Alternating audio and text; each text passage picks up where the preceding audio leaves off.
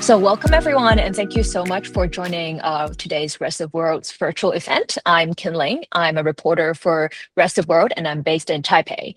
And today we are diving into one of the most talked about topics in AI, but probably least understood, and that's about open source models. And when people talk about open source and AI, the conversation is often full of confusion and competing narratives, like what does open actually mean and who benefits from it? And if there is a path to commercialization and like giving models edge in the global competition of AI. And so to help us unpack all of that, I'm joined by someone I think is uniquely suited for this conversation, and that is Tiezhen Wang, who spent nearly 4 years at Hugging Face, and he worked as the head of APAC ecosystem. And today, Tiezhen will help us break down what all this means about what all the confusion that I just laid out means in the world of AI, from capabilities to commercialization to what open models can and cannot do. And so we'll also discuss how open source models are shaping the broader AI race, including, of course, the dynamics between China and the US. And so before we begin, I have a few quick housekeeping notes. This session is being recorded and will be put on our YouTube channel later. So if you do not want to appear on camera, you can turn off your cameras now. And we'll begin today's discussion with a 20-minute Q&A session between me and Tiezhen, and we'll follow that by a 10 to 15-minute Q&A session. And thankfully, so many of you have submitted really meaningful questions, and I'll be sure to make sure most of them can be answered. And if you have new questions or you haven't submitted questions through your Google form, you're very welcome to do so in our chat, and my editor, Itika, will help inform me of them. And so with that, let's begin. Tiezhen, thank you so much for joining us today. I know it's very late for you in Sydney. It's 11 p.m. Hello, good night. Yeah, thanks, Timing. It's my honor to be here. Yeah, and Tiezhen, like I said, he's a particularly rare voice in this space because he brings both experience as a machine learning engineer, and he worked at expanding the open source ecosystem in Hugging Face. And so maybe to kickstart today's discussion, the first question I'd actually like to ask for people who are like myself, just ordinary AI users, what exactly does Hugging Face do? And how did you start your role as head of APAC ecosystem? What does the job involve? Yeah, if you haven't been to Hugging Face, you can imagine Hugging Face as a store where if you go to the store, you can find a bunch of open source models on Hugging Face. You can get it for free. And there's also a large playground.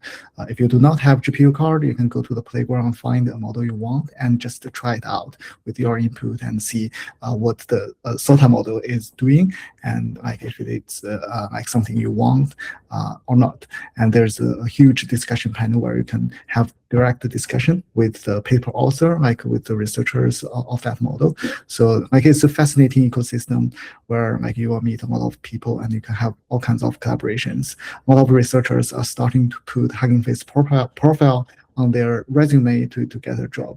So so when I first joined Hugging Face was before ChatGPT, where there were already a lot of open source models, but not at today's scale. So I joined Hugging Face because I believe that open source is going to be the future, and I believe that with this kind of open and collaborative mindset, people can move very fast and can evolve much faster on the technology. Yeah.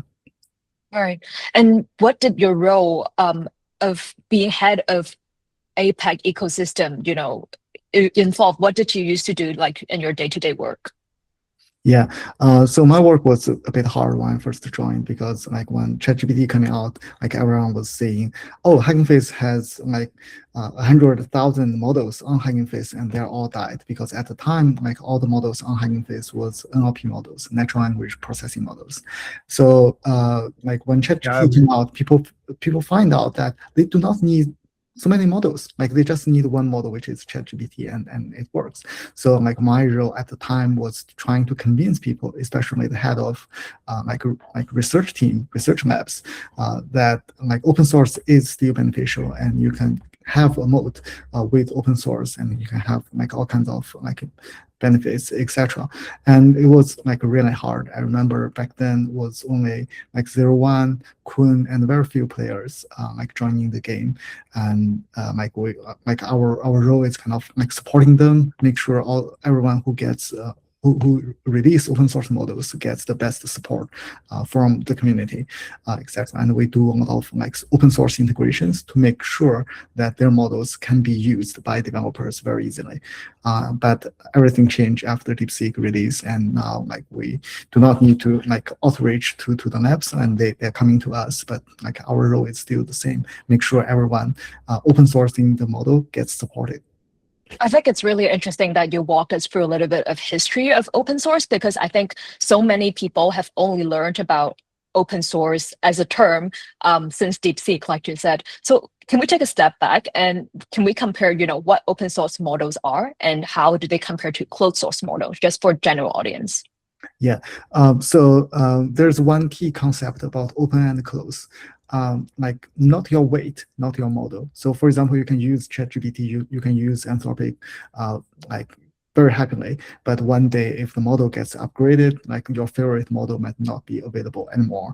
Or if you do not like stop paying them, or like if your subscription somehow gets banned, like you lose access to the model you like. Open source is very different. You control the weight. So as long as you have the hardware to run these models on, like you will have access to the model for forever and for free. And you are sure that like the data you send to the model is going to be like your data, like it's not going to be distilled into other models, etc. So like if you really want to understand what open source model is, like my suggestion is go to Hugging Face, hf.co, and then just pick one model from the like top like trending list, and like you will in the model card you will find a bunch of instructions. Copy paste that into your terminal, and you can start like playing with open source models. Or like another approach is just download Llama, and you will have like a very nice like CLI on your Mac, and you can like just pick whatever models you like and play with it. Right. And because obviously you're a believer in open source models, but while many Chinese models have started to go open source, especially since last year, most American models, from what I know, are closed source. And why is there such a difference? Oh well, that's a that's a huge topic. Like I believe like the mindset has shifted a lot in the past 3 years. Like I remember in 2023, like Llama was one of the first open source models coming out of the US, and then like we have Llama 2, Llama 3, etc.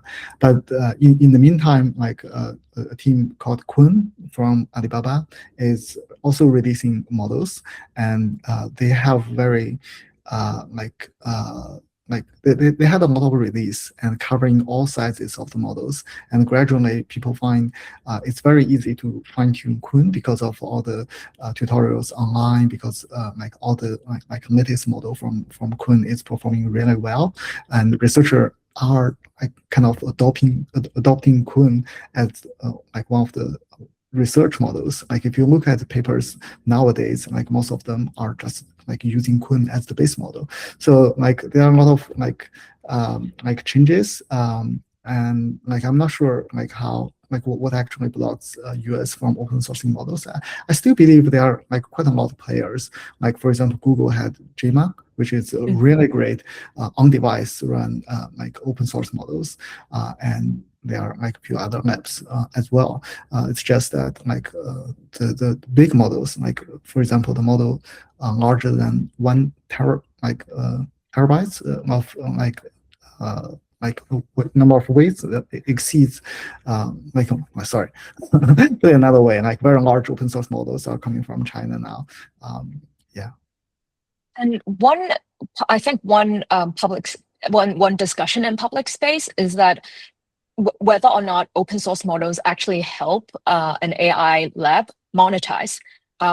Do you think, how does monetization play a role in whether a lab consider whether to go open source or closed source in their models? Yeah. No, that's a great question. We actually have a lot of experience in how to help them build branding and how to use open source as a leverage.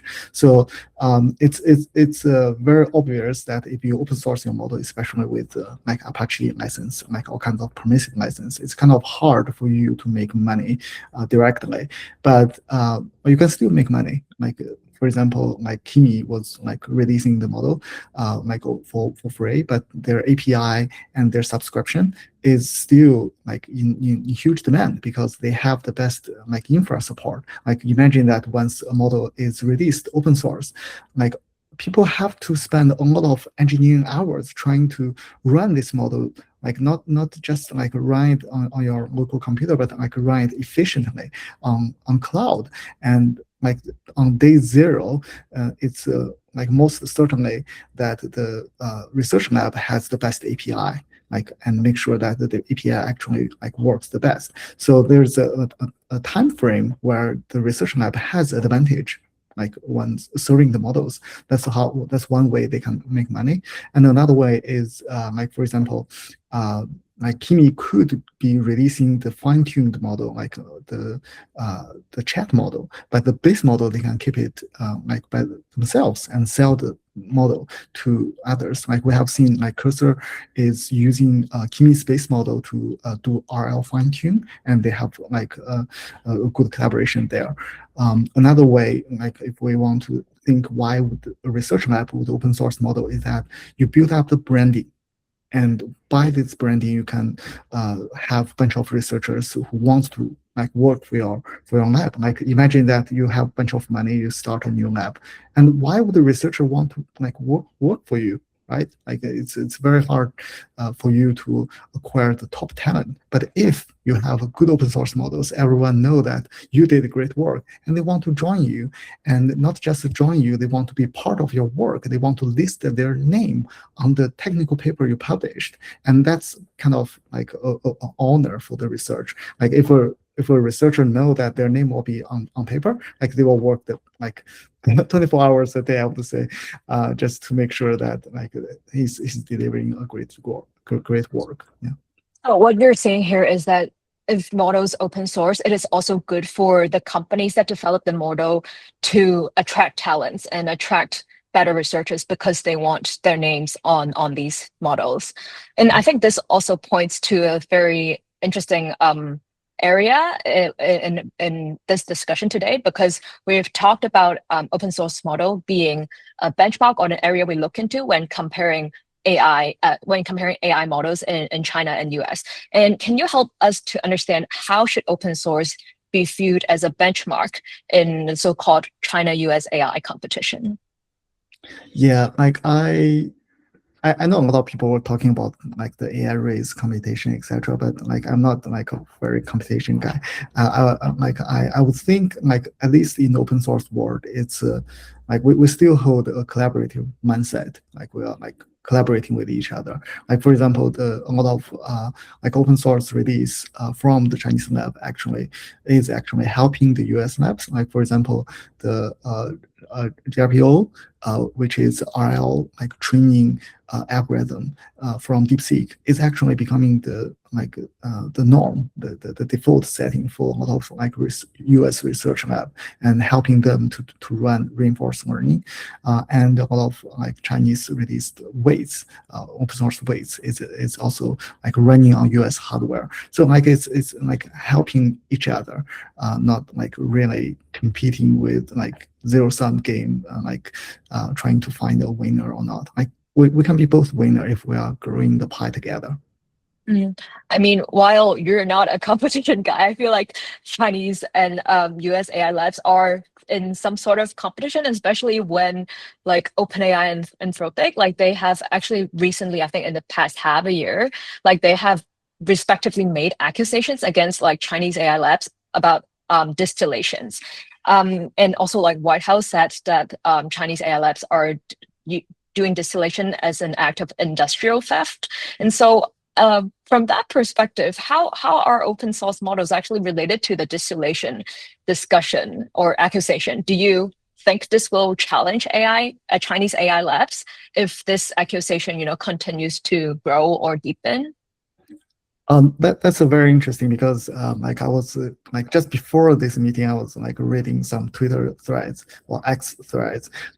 Like a lot of people trying the latest Anthropic model, like 4.8, was finding that if you ask questions in Chinese, the model will reply that like, hey, like I'm Kun. So like an Anthropic model saying that he's coming from China is quite interesting. Well, like back to your question, I don't think like distillation, like by the word itself is something like it's a very neutral word in the research world. It's like I've read a book and I'm like telling someone else to understand what the book has to write. And the other person who like reading the summary of the of the book understand what the book is saying. Like that's basically distillation. So you give out your summary, like your understanding to help others to understand things. So like it's quite neutral. Like it has been done a lot in like research lab, like if you read papers, like there are a bunch of like study on how to distill a model from teacher model to student model. So like back to your question, I think it's not a very good way to accuse people. just because like for example like it's well known that like Anthropic and ChatGPT is like crawling the internet, like getting all kinds of information.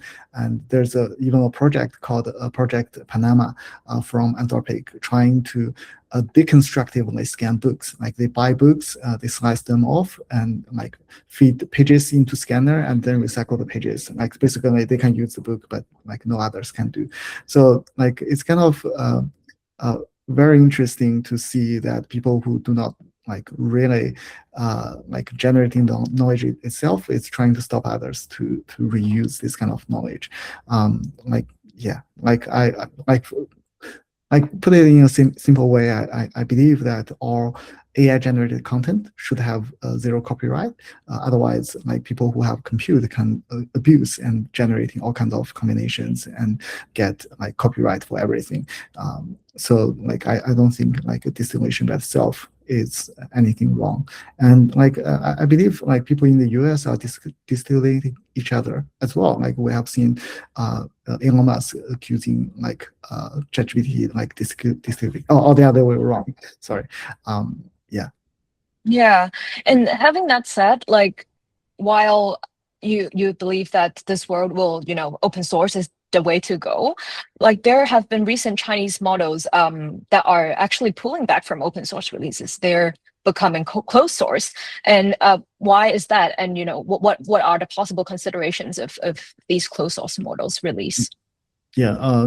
Well, like there are some models changing the license. Like for example, Minimax was like changing the license to like if you use this model to actually make money, like you have to like have a different license and talk to Minimax. This is a very common practice in open source world, especially if you want to prevent the free riders, like which is like the cloud users. Like for example, like a Chinese open source model, the Chinese lab could be releasing open source model for free, and like the cloud provider, like the Neo Cloud, could just run this model and generating profit, and they do not need to share a portion of the profit with the research lab. This is unfair. So basically, the new change in Minimax license is saying, if you are an individual user, you can use my model for free forever. Like you can write code, whatever you want. But if you are a cloud provider and you are generating revenue by serving my model, you have to give me like a portion of your profit. I think this is really fair. Like it's actually a very sustained way of supporting open source.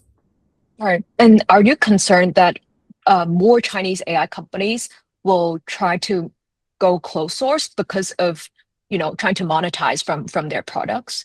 I'm concerned if they do not find a way to monetize their research.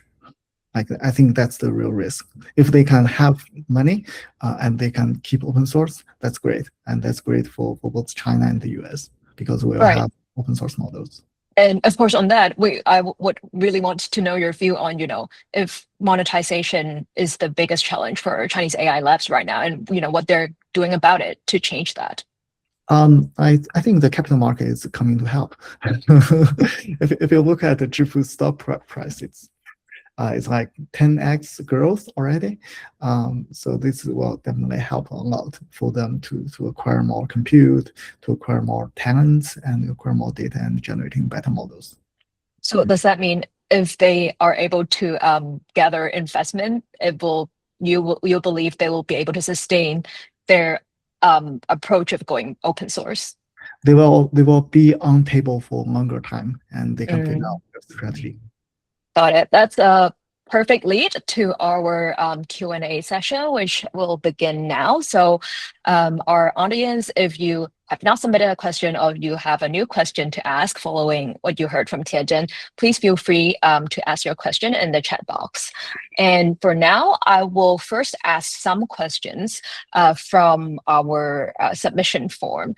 And because actually it has been one of the I feel like it has been so active, like the question section that we got from our audience. So I've categorized them in different sections because first of all, so many of them are about China-US AI comparison. And I think there are two very interesting questions that should be asked side by side, because one question wants to ask Tiezhen, who benefits by framing this as a competition or an AI race, and the other person is asking who is winning. And so there's an obvious interest in comparing AI labs and AI models from these two countries.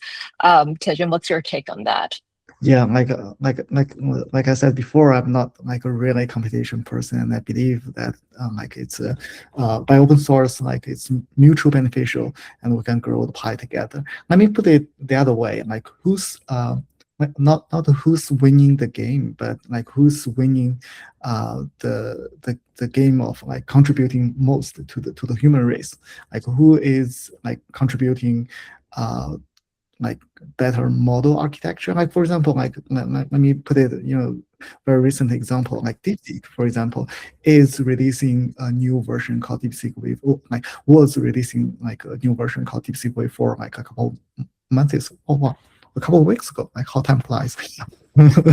And one of the key contribution from them is that they are able to run the same level of intelligence, but with a third of compute, which is really good for the environment. And they are really clever by not just cutting the compute, but also cutting the need for the storage.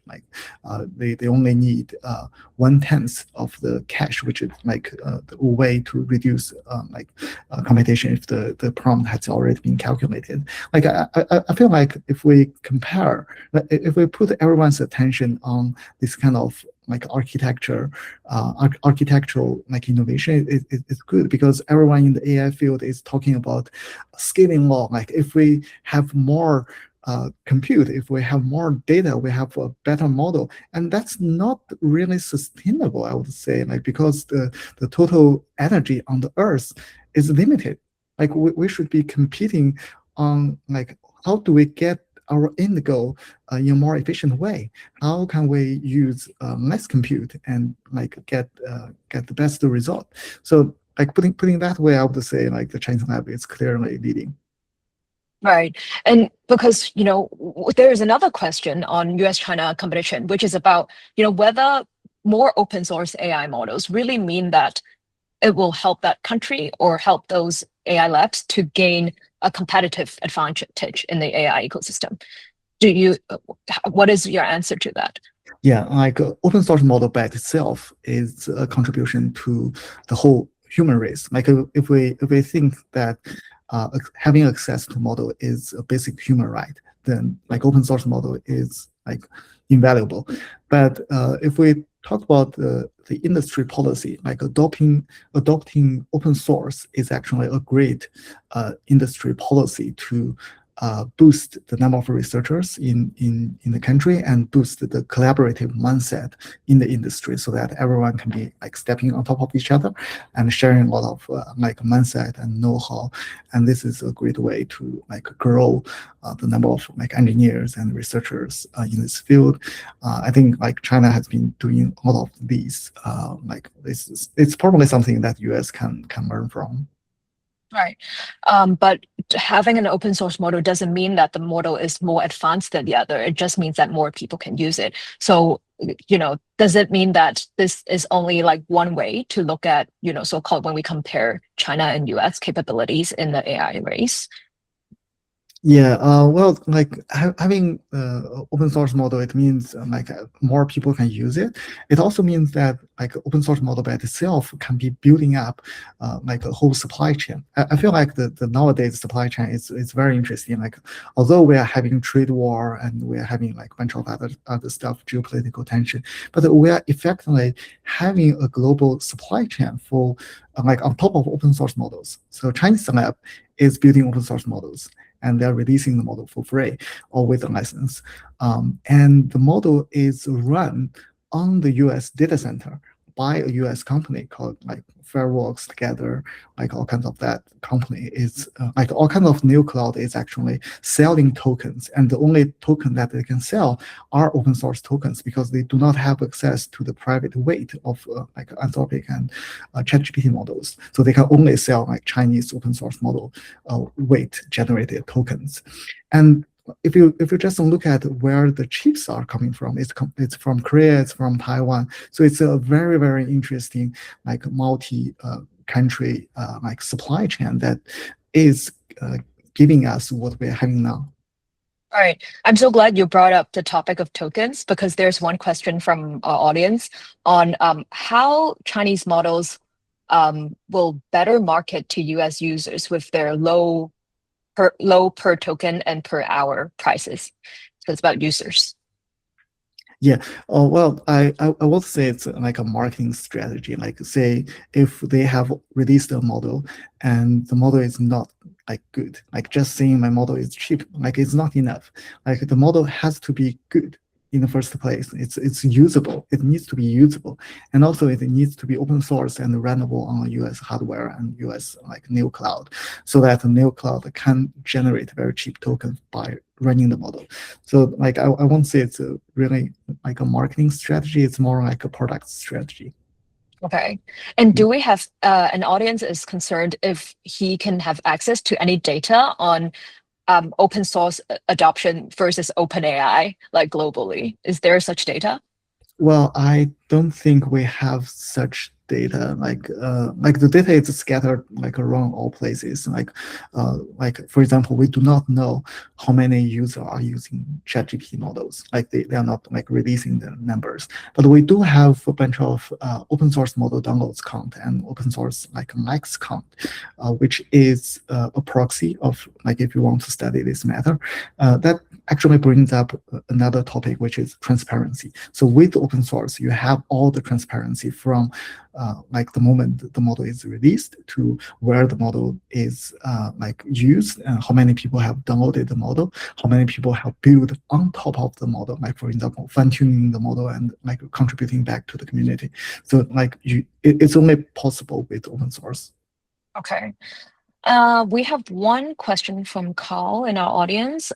His question is, can Chinese citizens use an open source AI model to circumvent censorship by the Chinese government? So I guess it's like if open source AI models mean they will be able to generate answers that would normally be censored when you use a Chinese AI model in China, I think. Yeah. So like I feel that it's a very interesting question. Like the way like censorship works, or like how you governance the model usage in China and the US is kind of different. Like US were first like limiting the number of like compute you have, and if you are exceeding a number of compute, like I remember it's 10 like square like 26 or something like, and you will like your like model training is going to be like controlled. But in China, it's more like control on the serving side. So if you are running a model locally or by yourself, like you do not have like there's no way for them to control what you can do and what you can't do. But on the other side, if you are building a site and you are like using model as one of the services generating content on your site, then your site will need to follow all the disciplines and regulations from the CAC. Got it. And since we're talking about how like open source models are used in like how they actually are like for users, there's this other question about how open source is being used in developing markets, because we've talked so much about US and China. From your experience working in the whole APAC ecosystem, how is that world like? Yeah, so like I would say the best way for the rest of the world to use open source models is actually like find a model which is not too big. And like, for example, Gma was like really good to be run on edge, and you purchase a device, not purchasing tokens, because like the purchasing tokens, if you accumulate over time, it's going to be very expensive. But if you just buy a Mac Studio, like you pay the cost upfront, and this cost can be like you can get from a bank loan, etc. And like you can run model on that device forever. Like in the long run, you will be saving like a ton of money, like just because you own the device and you own the model. All right. And so is this points straight to the next question, a question from my colleague Itika. She wants to ask, if you were advising a US startup today, would you tell them to build on American models, Chinese models, or whatever open source model performs the best? How would you advise them? Yes, I think it's a well-known strategy, like nowadays in the US. If you want to start a startup, the first step you do is to use the best SOTA models, just to make sure you find a product market fit. That's very important. Like that's very like more important than like your technical decisions. Whatever you choose model, if you don't have a product market fit, your startup is going to die because you're not generating money. But once you have this product market fit and you have the first group of users, you are accumulating data, you know how your product is being used, you're generating a bunch of like this kind of data that you can later use to train your model, like start to consider switching to an open source model to like have a moat over data and have a moat over like the differentiation, and you can train your open source model. Eventually you will save like maybe 100x money on tokens. Yeah. And so does that mean that first the model will likely be closed source because it's a product market fit model? Yeah. Okay. But then eventually companies are likely to change to open source because of the cost? Is that what you're saying? Yeah, start from the most expensive but the best model to try product market fit, and then switch to open source model by leveraging your own data. I see. And usually is there like a timeline about how long it could take for them to switch from one another?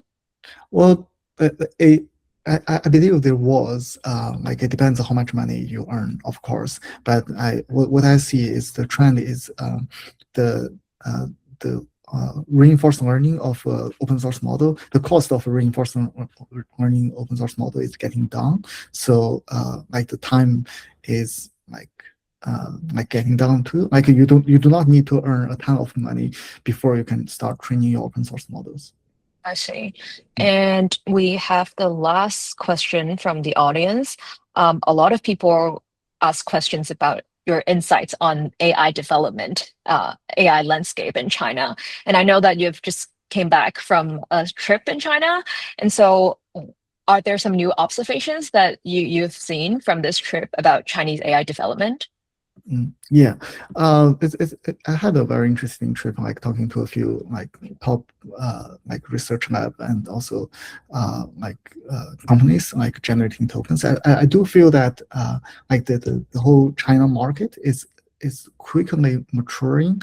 So US is definitely doing a great job in exploring what AI can do, but the token in the US is way more expensive than like even big companies can afford. Like for example, Uber burned their entire year token within like 4 months, and like Microsoft was also saying that they feel the tokens were like more expensive than they expect. In China, it's kind of like the other way around, because like China has a bunch of like open source models, and the serving of open source model is not that expensive.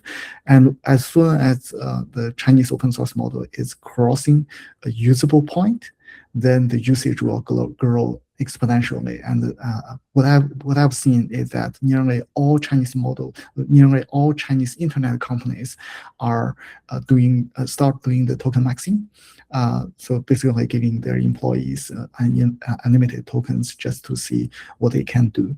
And I've heard like a few like big companies in China, I won't name them, but they stop like writing like normal like documents and everything. Like they just force their employees to be AI native on all kinds of things. Like I believe this kind of like innovation and this like AI adoption is way faster than what the US has done. So like I won't be surprised that like in the next year or two, you'll find a lot of like very interesting AI use cases and AI like adoption like in China.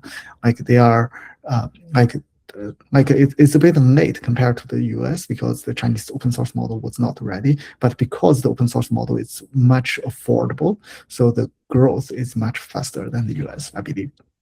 All right. That forward-looking insights from Tiezhen brings us to the close of today's virtual event. Thank you so much, Tiezhen, again for taking time, especially because it's so late for you, and for everyone who joined us and submitted your very thoughtful questions. Tiezhen is available on his social media on Twitter and LinkedIn. So if you have questions you wanted to ask him further, please feel free to add him and message him there. And we look forward to see you at our next conversation. Good night and good morning, everybody.